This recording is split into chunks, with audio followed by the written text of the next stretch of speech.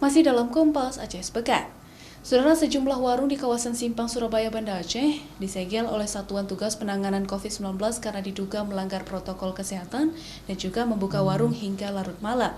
Akibatnya pedagang pun merugi karena warung mereka tidak bisa buka lagi.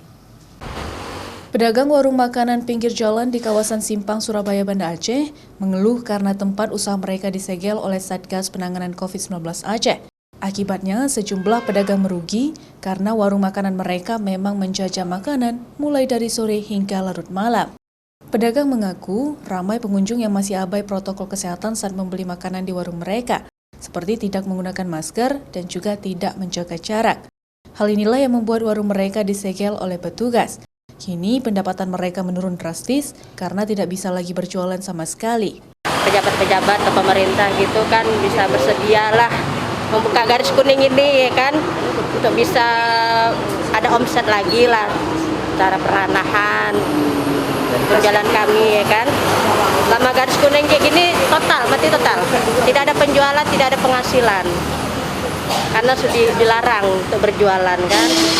Mereka berharap pemerintah segera membuka polis lain agar mereka bisa kembali berjualan dan mematuhi protokol kesehatan sesuai dengan anjuran yang sudah ditetapkan oleh pemerintah.